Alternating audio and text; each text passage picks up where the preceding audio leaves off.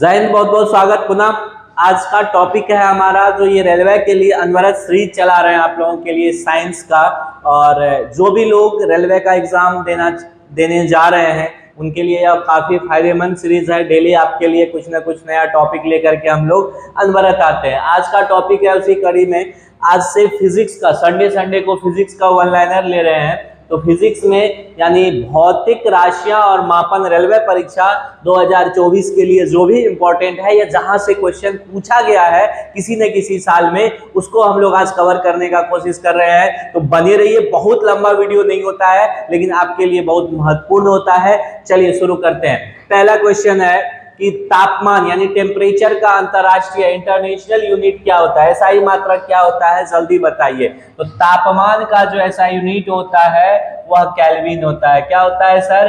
Kelvin होता है। और केल्विन को किस चीज से डिनोट करते हैं? के से डिनोट करते हैं, याद रखिएगा। एसआई मात्रक केल्विन। अन्य मात्रक तापमान का पता है, डिग्री सेल्सियस, डिग्री फ़ारेनहाइट। आगे सब में रिलेशन का भी एक क्वेश्चन हम लोग कवर किए हैं। अगला क्वेश्चन है भौतिक राशि जर्क की क्या इकाई होती है। देखिए जर्क जो होता है ना भौतिक राशि में, jerk actually rate of change of displacement यानी विस्थापन परिवर्तन का दर जो होता है उसको कहते हैं वेग। विस्थापन परिवर्तन का दर वेग होता है, वेग परिवर्तन का दर त्वरण होता है, त्वरण परिवर्तन का दर को क्या कहते हैं? हम लोग जर्क कहते हैं। जर्क क्या होता है? त्वरण परिवर्तन का दर यानी त्वरण बट्टा समय आप कह सकते हैं सर। तो त्वरण का क्या होता है? मीटर पर सेकेंड स्क्वायर, और एक सेकेंड और हो जाएगा तो जर्क का एसआई मात्रक हो जाएगा मीटर पर सेकेंड क्यूब। क्या हो जाएगा सर? मीटर पर सेकेंड क्यूब। याद रखिएगा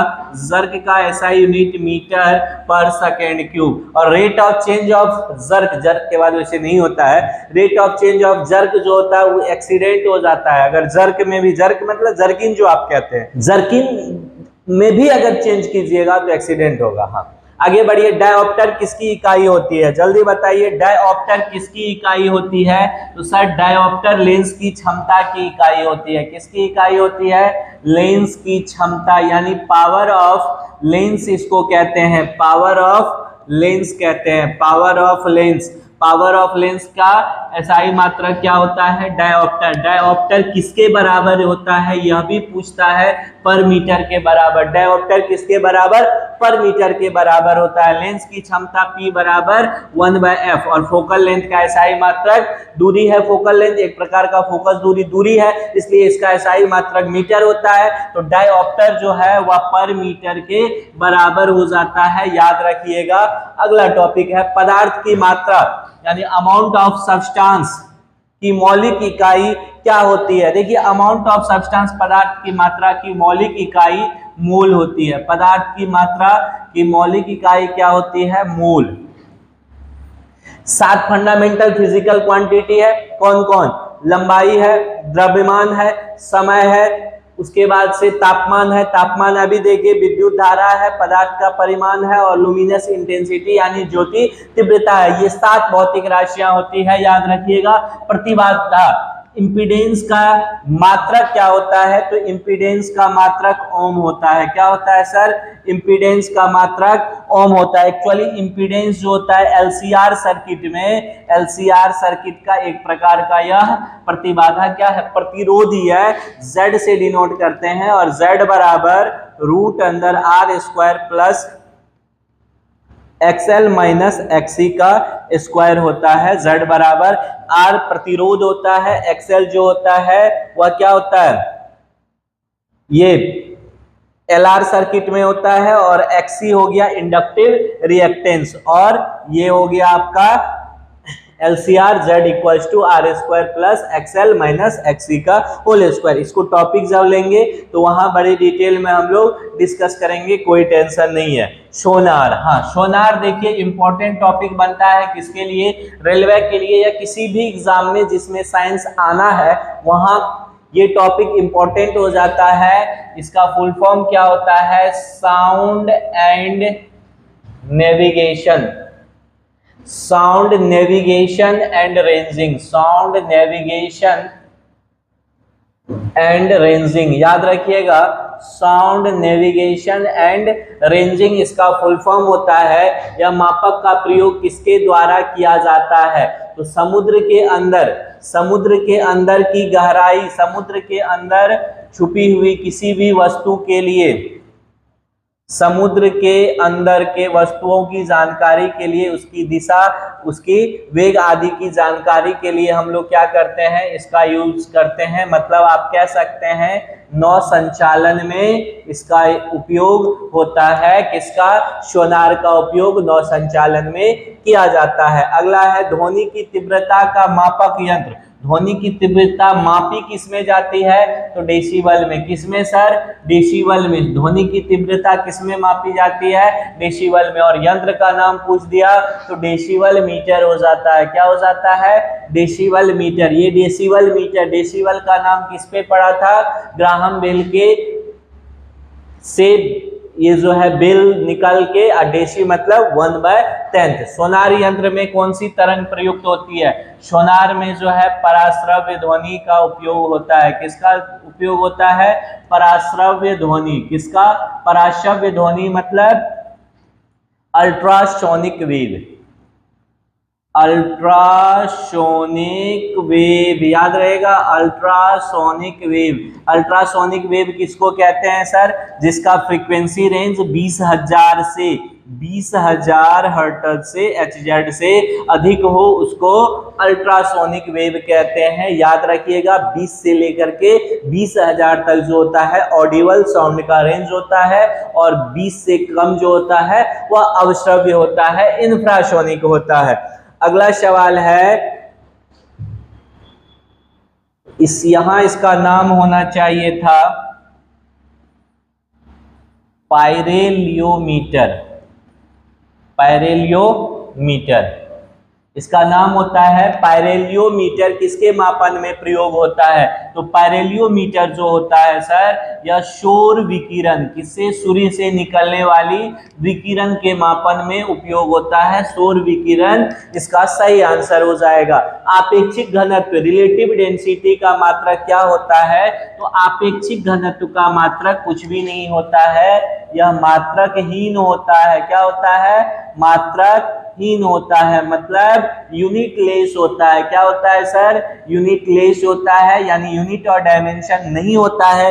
क्यों नहीं होता है? तो रिलेटिव डेंसिटी जो है वह डेंसिटी का ही, रिलेटिव डेंसिटी जो है किसी भी पदार्थ का, जिसका डेंसिटी निकालना है, पदार्थ का घनत्व, खास करके तरल पदार्थ या कोई द्रव्य का घनत्व बट्टा जल का घनत्व का, मतलब घनत्व का ही क्या होता है सर? ये अनुपात है। दो समान प्रकार के भौतिक राशियों का अनुपात है, इसलिए इसका ना यूनिट होगा, क्योंकि जो भी होगा दोनों में घनत्व है, उसका इकाई कट जाना है, तो ना इकाई होता है और ना ही डायमेंशन होता है आपेक्षिक घनत्व का, याद रखिएगा। अगला है दाब का मात्रक क्या होता है? देखिए दाब का मात्रक आप जानते हैं पास्कल होता है। क्या होता है? पास्कल। दाब का मात्रक पास्कल होता है, पीए से सूचित करते हैं। और प्रेशर इक्वल्स टू होता क्या है? Force upon area. तो फोर्स का न्यूटन मीटर, यानी पास्कल को आप लिख सकते हैं Newton per meter square. Pascal को क्या लिख सकते हैं? न्यूटन मीटर पर स्क्वायर। और इसका ऐसा यूनिट पास्कल होता है, या कहीं कहीं न्यूटन पर मीटर स्क्वायर भी दे देता है। अगर ऑप्शन में दोनों है तो दोनों का दोनों सही हो जाएगा। इसका सही आंसर हो जाएगा पास्कल या newton per meter square. Pressure equals to क्या होता है? Force upon area. ये क्या है? दाब किस प्रकार की राशि है? अदिश राशि है। अंगस्ट्रन जो होता है, अंगस्ट्रन कह रहा है कि किसकी इकाई है? अंगस्ट्रन को इस तरह से लिख करके सूचित करते हैं। अंगस्ट्रन जो होती है एक प्रकार की दूरी की इकाई है, दूरी की ही इकाई है। खास करके हम लोग इसको क्या करते हैं? तरंग दैर्घ्य को, यानी वेवलेंथ को किसमें मेजर करते हैं? अंगस्ट्रन में मेजर करते हैं। एक अंगस्ट्रन बराबर, याद रखिएगा, एक अंगस्ट्रन बराबर 10⁻⁻10 मीटर होता है। यह भी इंपॉर्टेंट रिलेशन है जो एग्जाम में पूछा जाएगा आपसे। ध्वनि की प्रबलता का एसआई मात्रक किसके द्वारा मापी जाती है? तो अभी हम लोग देखे थे डेसिबल मीटर के द्वारा ध्वनि की प्रबलता मापी जाती है। इसका आंसर हो जाएगा। और किसमें यूनिट क्या होगा? डेसिबल होगा। ध्वनि का मात्रक वही चीज है, ध्वनि का मतलब ध्वनि की प्रबलता का मात्रक क्या हो जाएगा? डेसिबल हो जाएगा। अभी डिस्कस कर चुके हैं डेसिबल को ऐसे स्टाइल में छोटका डी और बड़का बी लिखते हैं डेसिबल।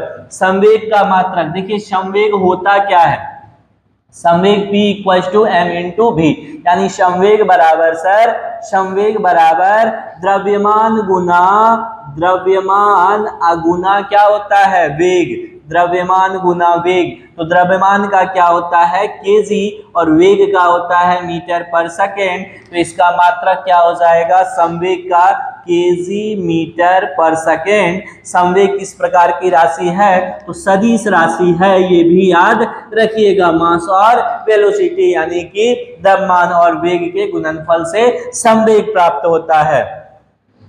अगला है विद्युत आवेश का एसआई मात्रक बताइए। विद्युत आवेश को Q या Q से सूचित करते हैं, बड़का Q या छोटका Q से सूचित करते हैं। याद रखिएगा, Q या Q से सूचित किया जाता है। यह एक अदिश राशि है। कैसी राशि है? यह एक अदिश राशि है। इसका एसआई मात्रक कूलाम होता है। इसका एसआई मात्रक क्या होता है? कूलाम होता है। आपका इसका आंसर हो जाएगा कूलाम। एक साथ कई टॉपिक डिस्कस हो रहे हैं, ध्यान से देखिए। सूर्य व पृथ्वी के बीच की मध्य होना चाहिए, माध्य नहीं, मध्य। मध्य की दूरी क्या कहलाती है? तो खगोलीय दूरी कहलाती है। क्या कहलाती है?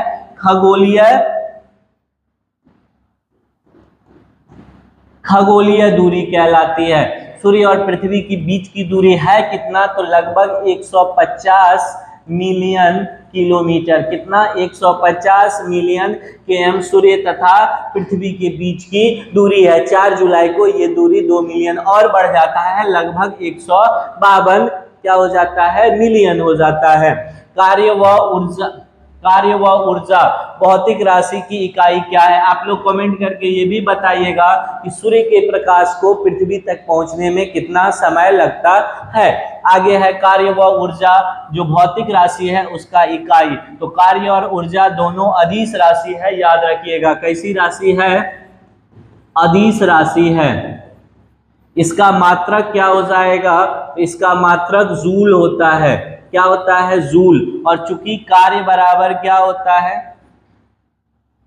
कार्य बराबर होता है बल गुना विस्थापन। बल गुना विस्थापन होता है, इसलिए न्यूटन मीटर भी होता है। Joule equal to newton meter भी होता है। या जूल बराबर जो है आप और क्या कह सकते हैं? केजी मीटर स्क्वायर पर सेकेंड स्क्वायर भी जूल को लिखते हैं। यह भी याद रखना है। अन्य मात्रक में कैलोरी भी आता है, इसको भी याद रखिएगा।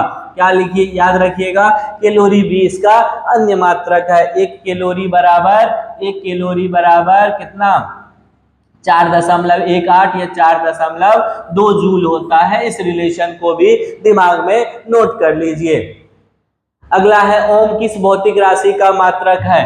तो ओम जो है, ओम वह प्रतिरोध का, किसका सर? प्रतिरोध का मात्रक है। ओम किसका मात्रक है? प्रतिरोध आर। प्रतिरोध किस प्रकार की राशि है? तो अदिश राशि है। किस प्रकार की राशि है सर? अदिश राशि है। ये भी याद रखिएगा। ओम को इस तरह से सूचित किया जाता है ओमेगा से, ये भी याद रखना है। ये आया कहां से था?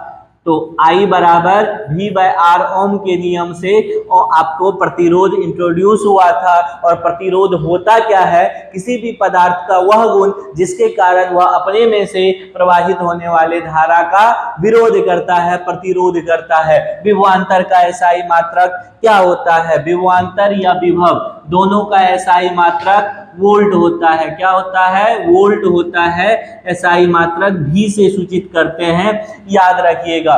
वोल्ट बराबर वोल्ट बराबर क्या हो सकता है? चूंकि विभव बराबर या विभवांतर बराबर कार्य बट्टे आवेश होता है, कार्य बट्टे आवेश होता है, इसीलिए वोल्ट बराबर जो है वह जूल बट्टे कूलाम हो जाएगा। वोल्ट जूल पर कूलाम भी लिख सकते हैं वोल्ट को। यह भी एग्जाम में पूछेगा, छपने वाला सवाल है। अगला लीजिए, 1 पास्कल का मान क्या होता है, अभी हम लोग डिस्कस कर चुके हैं। 1 पास्कल, पास्कल किसका इकाई है, दाब का इकाई है। दाब कैसी राशि है, अदिश राशि है। 1 पास्कल बराबर 1 न्यूटन पर 1 मीटर स्क्वायर, यानी 1 पीए बराबर 1 Newton per meter square value होता है। निर्वात में प्रकाश की गति कितनी होती है, निर्वात में प्रकाश की गति 3 गुना 10 का पावर 8 मीटर पर सेकेंड होता है।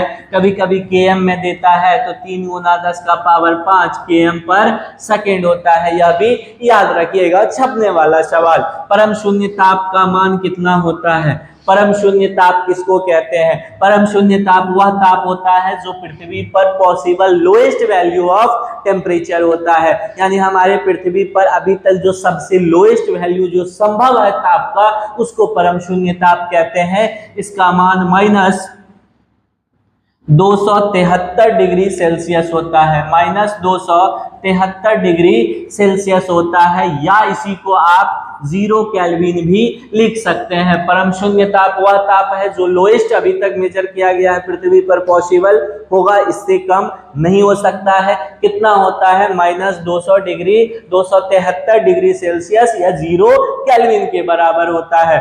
महासागर में डूबी हुई वस्तुओं की स्थिति जानने के लिए किस यंत्र का यूज करते हैं, तो अभी हम लोग पढ़ चुके हैं, सोनार का यूज करते हैं, साउंड नेविगेशन एंड रेंजिंग का यूज करते हैं। और अगर समुद्र की गहराई किससे मापा जाता है, तो फेथोमीटर से नापा जाता है। यह भी याद रखिएगा, इंपॉर्टेंट क्वेश्चन बनता है।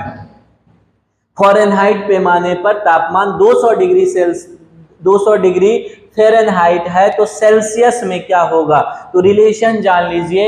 सेल्सियस बराबर होता है F-32 गुना 5/9, F-32 गुना 5/9 याद रखना है। तो F में कितना दिया हुआ है, 200 - 32 गुना 5/9 कर दीजिए, तो 200 में से 32 जाएगा तो कितना हो जाएगा, 168 गुना 5/9 डिग्री सेल्सियस हो जाएगा। तो गुना कर दीजिए, 8 × 5 = 40, 16 × 5 = 80, 4 = 84/9 इतना डिग्री सेल्सियस। इसको अगर दशमलव में बदलिएगा, 9 × 9 = 81 हो जाएगा, 3 0 9 × 27, फिर 3 0.33 आते रहेगा, इतना डिग्री सेल्सियस हो जाएगा वैल्यू, याद रखिएगा। वैसे भी देखिए 100 डिग्री सेल्सियस बराबर लगभग 212 डिग्री फ़ारेनहाइट होता है, तो 200 किसके आसपास होगा, थोड़ा सा 100 से कम। ये ट्रिक हम आपको बता रहे हैं, ऑप्शन अगर रहेगा 100 से जस्ट कम, अब देखिए 98 97 93 इस तरह से दे देगा तब तो दिक्कत है, लेकिन अगर कुछ 100 से ज्यादा दिया, 100 से कम और 90 से अधिक दिया, 80 से कम दिया, 70 से कम दिया, तो वहां आपका समय बच जाएगा, इतना करना नहीं पड़ेगा। लेकिन ये रिलेशन याद रखिएगा। एक और रिलेशन याद रखिएगा, अगर डिग्री सेल्सियस को किसमें बदलना हो, केल्विन में बदलना हो, तब क्या करते हैं बताइए, तो C बराबर हो जाएगा डिग्री सेल्सियस का वैल्यू और उसमें 273 जोड़ देना है। मतलब केल्विन में अगर केल्विन निकालने के लिए डिग्री सेल्सियस में 273 जोड़ दीजिएगा तो केल्विन आ जाएगा। मतलब 0 डिग्री सेल्सियस बराबर होता है 273 केल्विन।